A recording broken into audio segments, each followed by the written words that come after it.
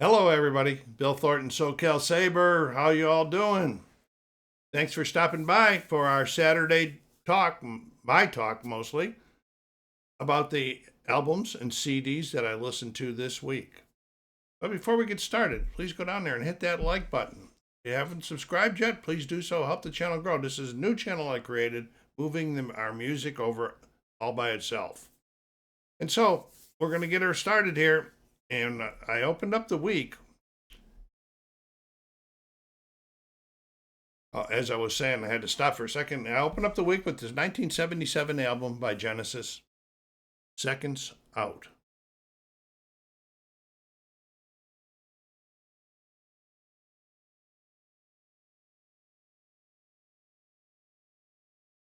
Kind of strange again. It's kind of like Genesis is correct, but Seconds Out is backwards. No, it's not. All right. I had that problem a little while ago. Anyway, this is a double LP live by Genesis. I picked it up down in Temecula when I was down there record shopping with my son. Got it at a nice price. It plays very nicely. $15.98. I have 9 LPs and 2 CDs in the collection by Genesis. And this was their second live album. I'll show you the back so you can see the tracks. It's their first with touring drummer Chester Thompson, and their last with the great guitarist Steve Hackett. Is it gatefold?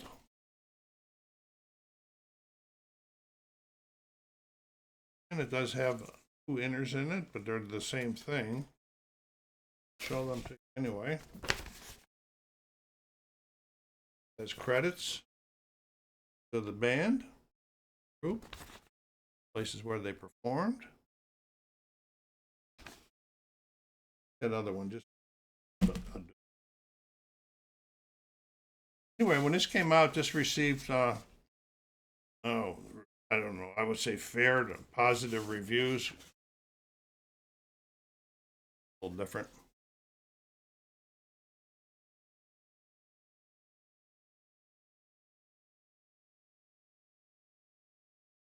It did manage to reach number 4 in the UK, number 47 on the US charts.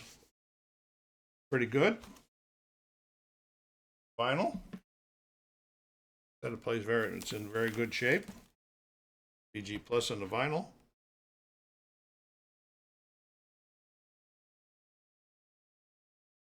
Crazy light thing there. For the video up too bad. Anyway, that's it. Now I have, like I said, what did I say? I had 9 LPs and 2 CDs in the collection by Genesis. So, based on all of the other things that I have with them, I can only rate this one as good. Good as far as their material goes. The other material, I have Foxtrot and all those other really good ones. So this is not rated against other people or other groups or anything, just against them. So that was Seconds Out by Genesis from 1977. Then we're going to talk about the one that was on the thumbnail.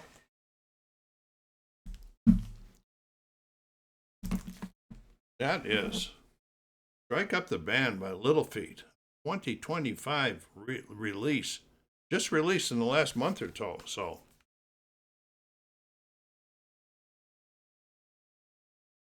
I have 3 LPs in my collection by them. I do like them.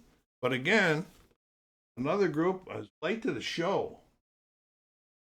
How do I know I was late to the show? This was their 16th album. Primarily original material. The first featured new members of Scott Sherrard and Tony Leone on the drums. Leone. Drums and vocals. Pretty good. And there's no inners on this one here. This was really, really good. The variety of the music forms, from a little bluesy to country rock to folk and so forth, that really appealed to me. Nice looking label there.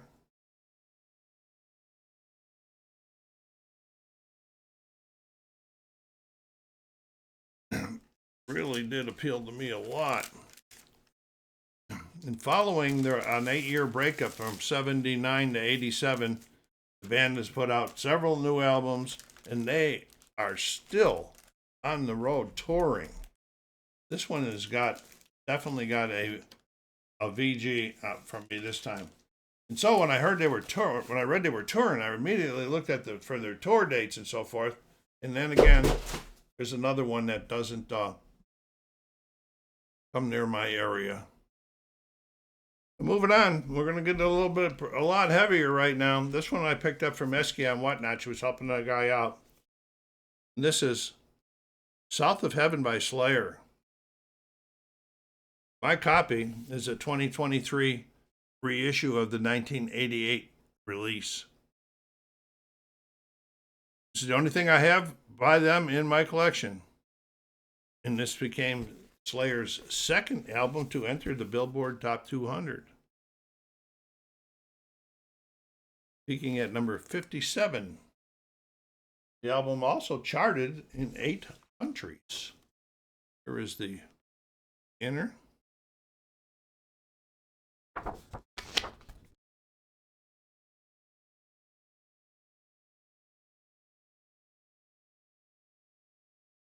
Although it's obviously well liked by a lot of people, this was not my cup of tea.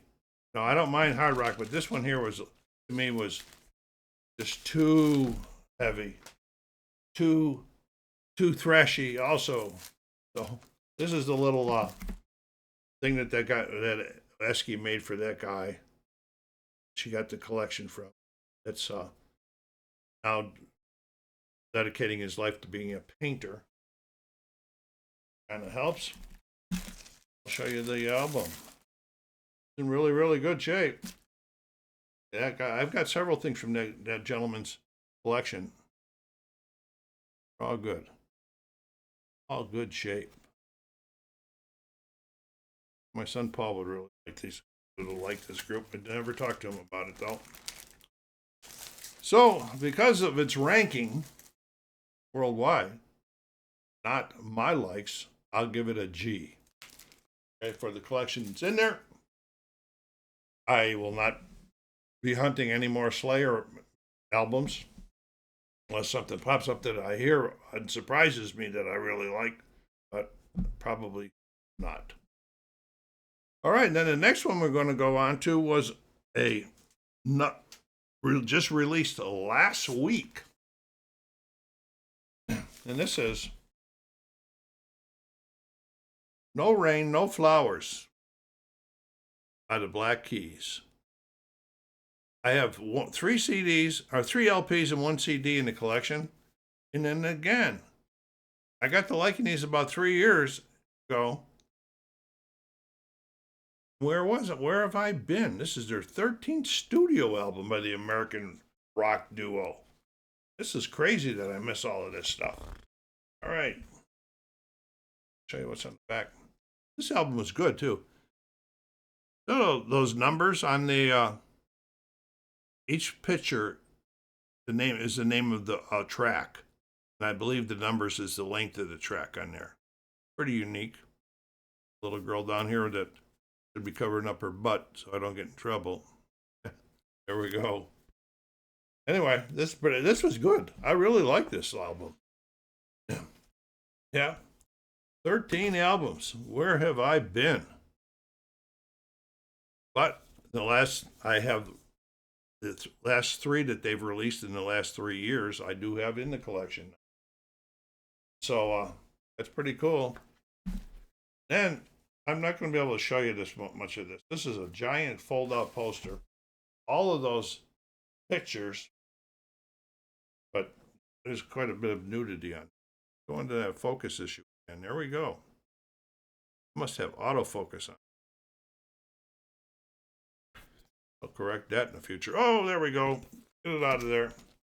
But it's a big fold out. It folds out into gigantic sizes. And so, up on that one, didn't I? Okay.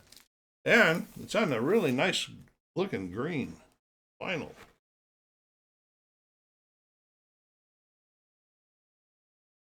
And it's a lighter green than what shows up in the camera.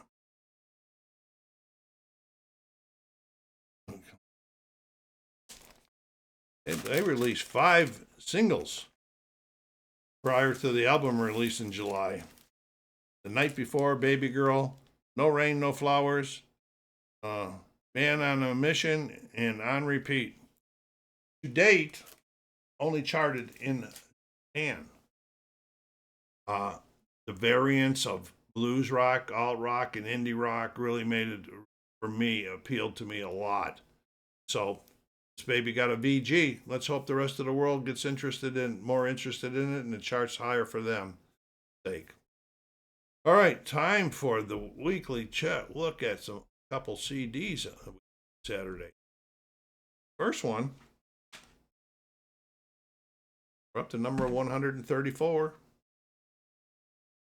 The One, Elton. See how I flipped that? Somehow the back is upside down, or the front's upside down. One of the two, another back's upside down. But anyway, this was from 1992. I'll show you that so you can look at the tracks again. I have 10 LPs, 7 CDs, and a 4 CD box set in the collection. Do I like Elton John? Yes, I do. I've liked him for a long time, all the way back to Honky Chateau and the other one. Goodness, I can't think of it. It's one of my favorite albums too. It's got Levon on it. Man Across the Water album. That's probably my favorite ever by him. But anyway, this album spent 3 weeks, 3 consecutive weeks, without reaching number 1, at number 2, not without reaching number 1. And that was only because it was kept off the top spot by a compilation back to front by Lionel Richie.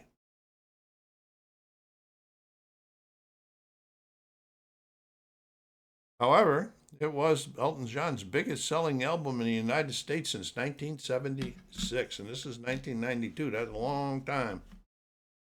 In the 16 years. Okay. It's also Elton's only album to reach number 1 in Germany. In all, charted in 18 different countries, including number 8 on the U.S. Billboard 200 chart. Let's look at the little booklet.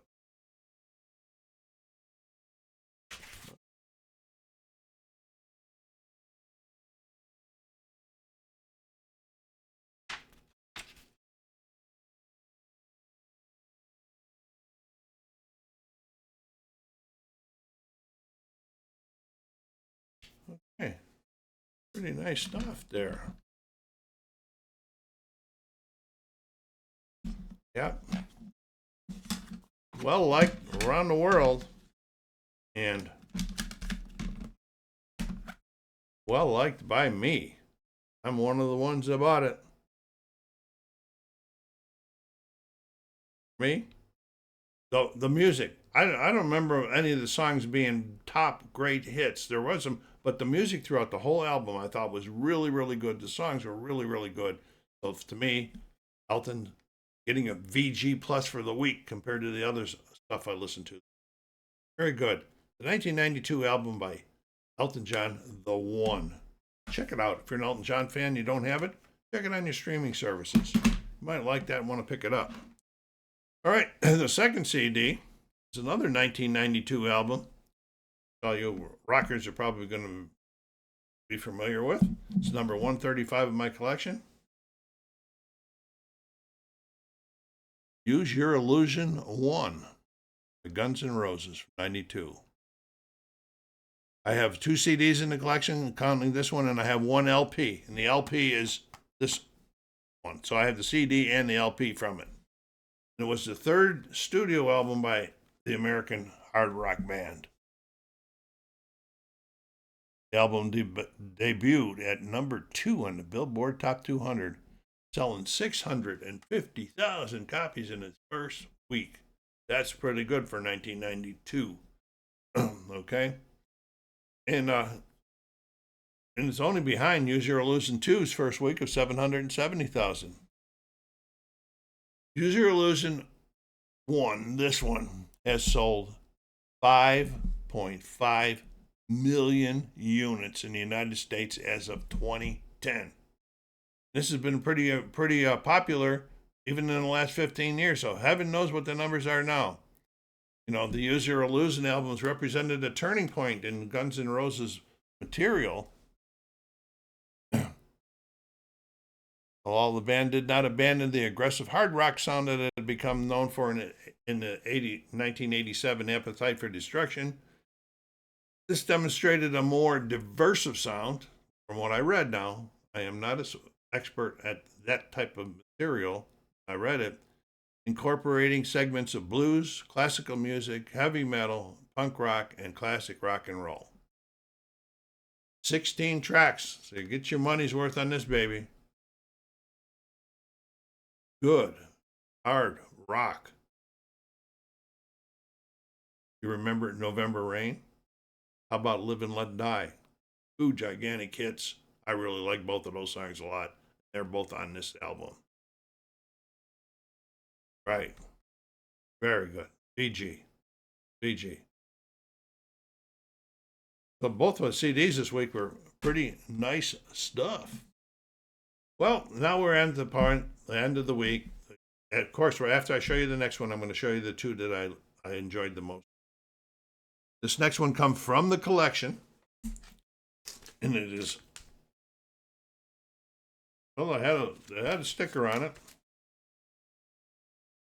It fell off already, but it's okay. It fell off.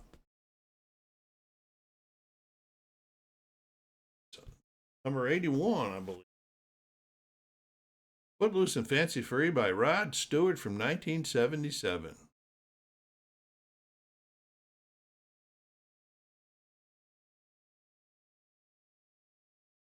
My notes are wrong of what I have. I think I have like 10 LPs, one CD, and a 4 CD box set by Rod Stewart in the collection. A really good album. I like Rod Stewart's music. And when I listen to it, it brings back a lot of memories. A lot of memories. It has a really nice insert in it. I don't know where the beginning of the insert is, so I thought I'll show you where it starts at. Okay. This was the 8th studio album by Rod.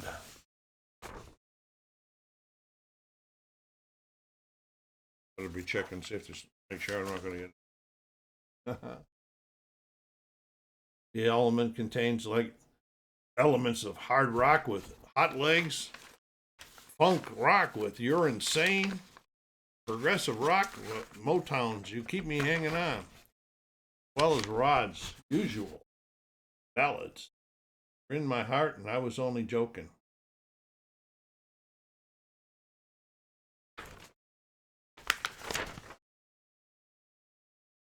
Pretty nice insert. Pretty nice insert.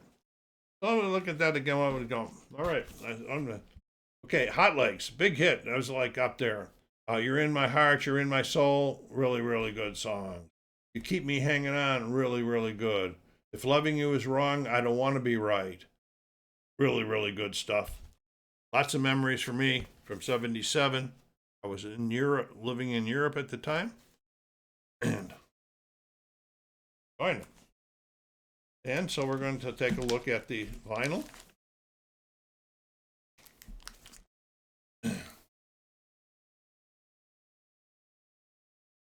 Warner Brothers Records. Really good shape for 1977 album. Played VG. VG Plus, I'm sorry. I gave VG to the cover because of the markings so on the cover. So that was the 1977 LP by Rod Stewart. Footloose and Fancy Free took me back to my younger days. All right, what did I enjoy the most? This was a tough one, okay? This wasn't tough. It wasn't as easy as I thought it was going to be when it was going up. You know, I really liked the beat. I really liked the Black Keys. I really liked Elton John. I like Guns N' Roses. I like Rod Stewart. But my picks for the week are the 1992 album by Elton John, The One. What a good sounding album. That really, really good. And the second one I picked, and they're not in any order, I'm just naming it second. Footloose and Fancy Free by Rod Stewart from 1977. A lot of fun with that one. So, put some comments down there. Let me know what you liked in this. Do you have any of these albums? If not, which ones would you have picked? Even if it was you only picked it by artist. SoCalSabre saying, take care of yourselves out there. Be kind to each other. Stay safe.